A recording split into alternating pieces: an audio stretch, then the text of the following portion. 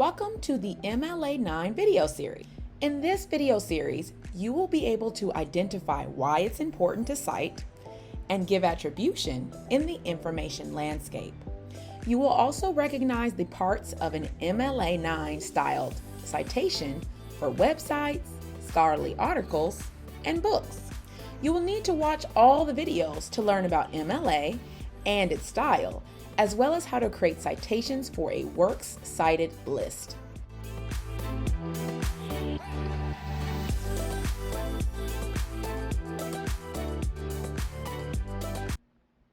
In this video, you'll recall the MLA 9 style elements and order for websites, scholarly articles, and books in order to create a citation. Remember that MLA 9 style citations have elements arranged in a specific order on a works cited list. You cite sources using a works cited list to give proper credit, engage in scholarly conversation, and be a more effective and credible scholar. Let's look at common sources that you may cite in MLA 9 citation style. We will look at how to cite most websites, scholarly articles, and books in MLA style. Not every citation will look exactly like this, but most citations for these source types should follow this template. We will start by looking at MLA citation style for websites. We will cite this National Resources Defense Council website page on global climate change. For a website citation, if the author or creator is known, you will list their last name first. In our example, Melissa Denchak and Jeff Turretine are the authors of this source. Our citation would begin with Denchak, comma, Melissa, comma, and Jeff Turretine, then a period. In MLA style, sources with two authors are listed with a comma, and then the next person's name. You can see the MLA handbook on how to cite sources with 3 or more authors. Next, after the author, we need the title of our source with each word capitalized except articles. We also put the title in quotations. The complete title for this online source is "What is Climate Change?" We add an open quote, then our title, followed by a period, then close quote. Next, we add our container. Remember that the container is the work that contains another work.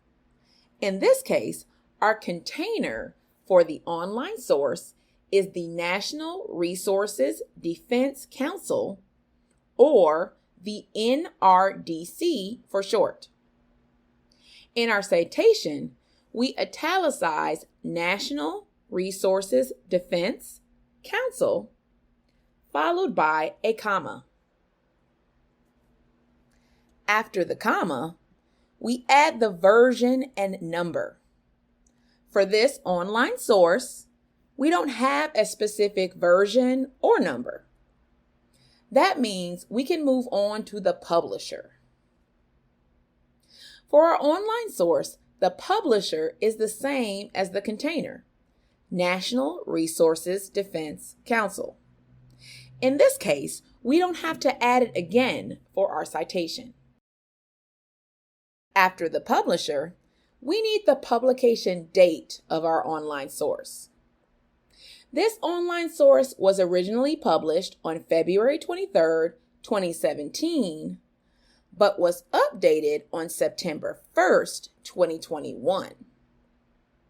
Because we are viewing and using the updated version of this source, we will use the most recent date. In our citation, we add the day, which is the 1st, the month, which is September, then the year, which is 2021, of our online source. We then add a comma. Lastly, we need to provide the location of our online source.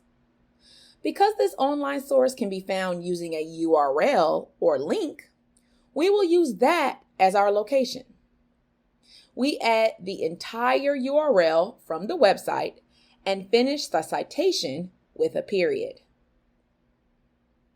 Once the citation is complete, to follow the MLA 9 style for works cited pages, we need to create a hanging indent or push over the second line of our text. When you are using a works cited list in a Word or Google Doc, this means using the ½ tab to move the text to the right. Makes sense, right? Remember that MLA 9 style citation just used the elements to create all citations. As long as you go in order and follow the proper formatting, you can cite correctly. For your academic assignments, you may be asked to cite a scholarly article. Many of these articles can be found in our library databases, which is the perfect example of a container in MLA style. Let's cite a scholarly article found in a library database. We will cite this article on methane emissions from the Atmospheric Chemistry and Physics Journal. We found this article in the ProQuest database. We begin our citation with the author element. This scholarly article has more than 3 authors listed. In MLA 9 style, citations with 3 or more authors only list the first author, followed by the phrase "a all," then a period. For our citation, we add the author's last name first with Viate, Camille, "a all," period. Next, we add the title of the source. For our citation, we add an open quote, then methane emissions from dairies in the Los Angeles basin, period, close quote. Remember that we capitalize the title of the source except for the articles. Next, we add the first container and its information. For our scholarly article, the container is the journal that published our work. We capitalize and italicize Atmospheric Chemistry and Physics, then add a comma.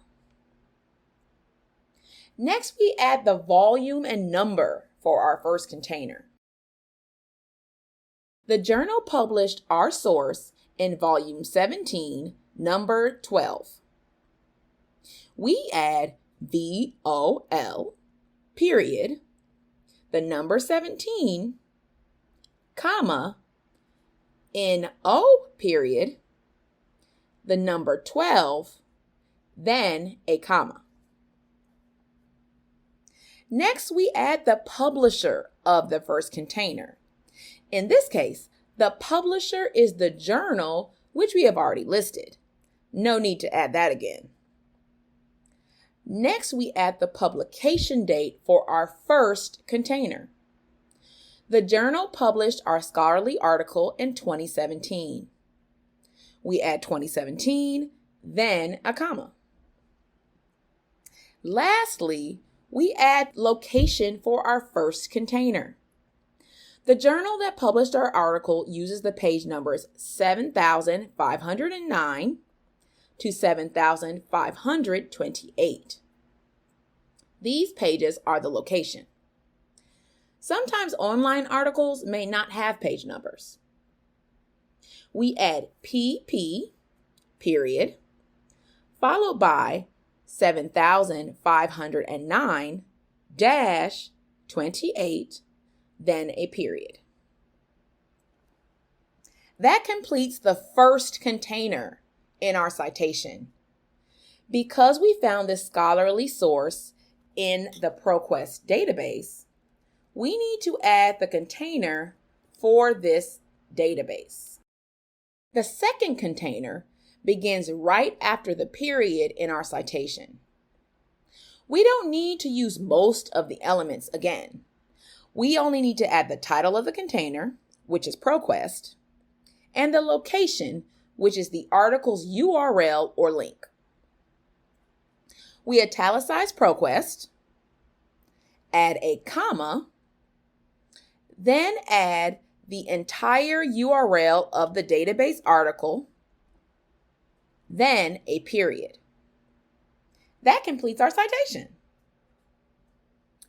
Remember that when you find articles in a library database, there should be at least 2 containers in the citation. One for your article and one for the database with its location or URL. Lastly, book citations require different elements depending on the type. Let's look at a book citation with a single author, using our example, The House on Mango Street by Sandra Cisneros.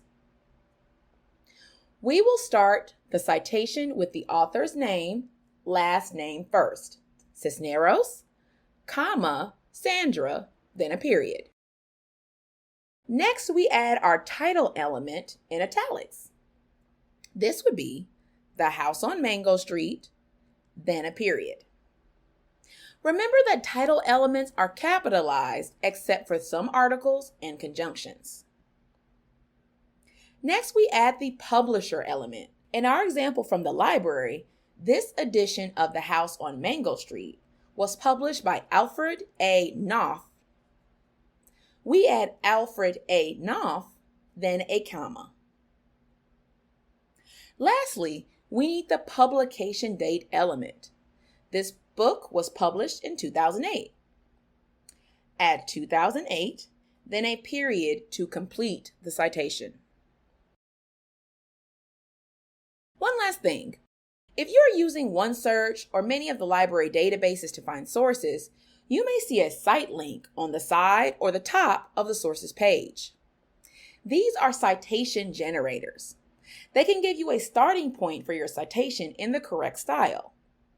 While these are very helpful, always check your citation against the MLA style guide. Databases do their best, but not all of these citations are correct. There is nothing worse than losing a grade or points because of a wrong citation. Remember, we have the MLA 9 handbook in the library for your use. You can cite anything and everything at the Research Help Desk. Watch our next video in the series, Video 4, How to Create a MLA 9 Style in Text Citation, to learn more about citing sources within the paragraphs of your paper. Thanks for watching. Remember to always cite your sources. Need help? We can help you via chat, Zoom, or in person during library hours.